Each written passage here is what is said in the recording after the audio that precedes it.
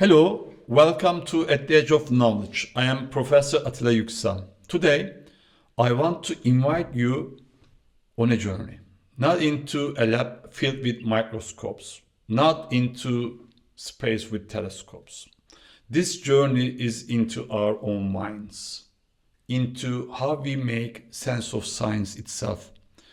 Because there is a pressing question we can't avoid. Is science really moving forward, or is it just spinning in circles? Sometimes science feels less like discovery and more like escape. Instead of reaching truth, we are busy squeezing it into neat forms. We measure what we can measure. We ignore what we cannot. But we don't just want to explain the world, do we? We want to understand it, and understanding isn't always in numbers, graphs, or test results. Sometimes it's hidden between the lines of a novel, or it's in the gaze of a child, or in the silence of a question we are too afraid to ask. Let me share a story. I was fresh back from abroad, a young research assistant working in one of those cramped old faculty offices, smelling of dust and archives, a building whose structure had been altered just to make space. I was buried in a huge data set, chasing what the hot topics of the day demanded. One of the top journals was within reach, if I could just run the numbers and submit quickly. So I sat for days, maybe weeks, staring at aimless screens, wrestling with multiple hypotheses, p-values, endless statistical gymnastics. One evening, exhausted, I finally left my desk. I grabbed some tea, then I wandered into a library-like room nearby. And there, on a table, someone had left an old book, Karl Popper's The Logic of Scientific Discovery. Flipping through, one sentence struck me. Science advances not by confirmations, but by refutations. And suddenly it hit me. My project, and honestly most research around me, was doing the exact opposite. We weren't trying to challenge what we believed. We were searching for data to confirm it. Was truth really in the data, or were we just bending the data until it looked like truth?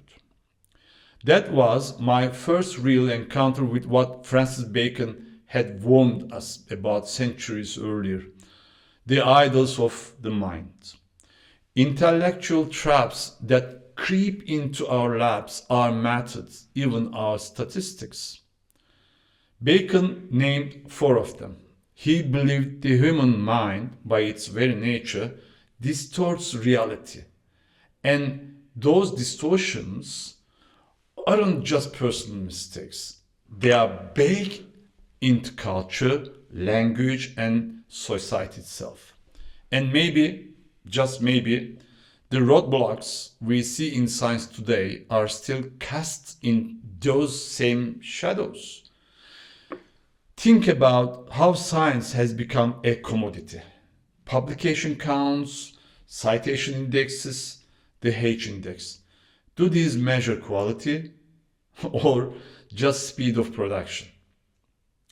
Academia now counts performance, not thought. And in that performance, meaning quietly slips away. Thomas Kuhn once said most science operates in normal periods, inside its paradigms. But a paradigm isn't just a method, it's a set of accepted truths. And unless those truths are questions, progress is just a wheel turning on itself. That's Bacon, Idola, Theatri in action. The idols of the theater. We are not producing something new. We are rearranging the stage props. Why is this happening? because as science became institutionalized, it built itself a shell. The shell protects, but it also imprisons. It sets rules, but those rules harden into dogma. Today, it often matters less what is said and more who says it. Authority begins to replace truth. Bacon's second idol, Idola Fori, the idols of the marketplace, speak directly to this. Academia has its own magical jargon now. Evidence-based, big data, sustainability. They sound impressive, but too often they are empty shop window words. Does our language really reveal truth? Or has it become the fog that hides us? But the issue isn't just institutional, it's personal too. Scientists today are no longer only thinkers, they are competitors. And what are they competing for? Funding, rankings, journal slots. Caught in that race, the old figure of the curious human, us, fades away. Here is where Bacon's Idola Specus, the idols of the cave, step in. Every researcher builds their own cave, bound to their method, their data set, their discipline, and soon their horizon shrinks into a tunnel view. Science, at its best, requires courage. The courage to break dogmas, to question norms, to rethink what has been accepted. But that space for courage, it's shrinking.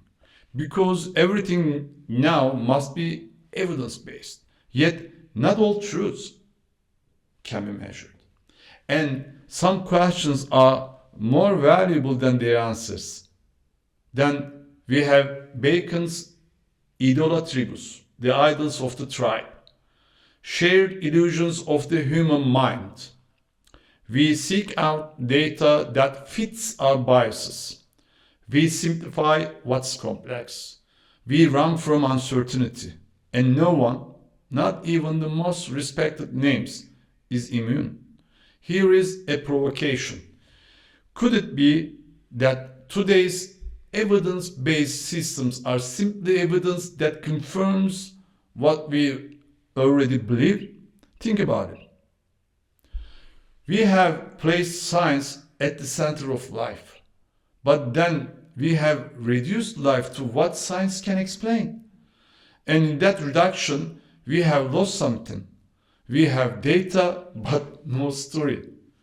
Statistics, but no feeling. Findings, but no meaning. Ricoeur reminded us humans exist only through their stories. Data only gain meaning when placed in context. Strip it from context and you are left with a cold number. That's Heidegger's warning about technology too. Once the world is seen only as a resource, humans themselves become objects of the same mechanical gaze. Arendt said it even more bluntly.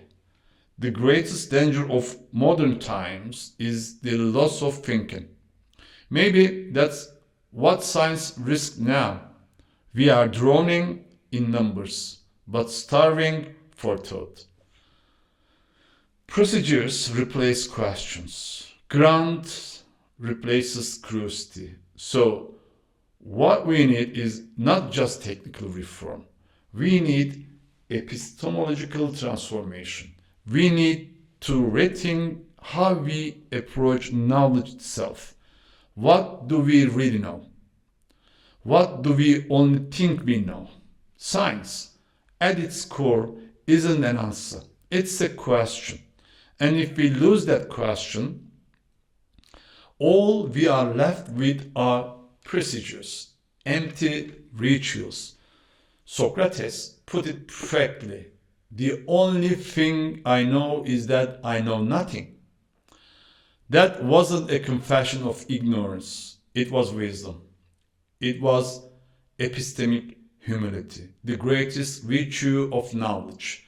And maybe that's what science needs most today. So let this podcast be a call for more thinking, less racing, more asking, less memorizing, and above all, more humanity. Because the future of science will not be built only with technology. It will be built with conscience, curiosity, and meaning. And one last provocation before we close. Maybe the future of science won't lie in producing datasets, but in producing story sets. Thank you for listening. Until next time, let's keep thinking and keep questioning together.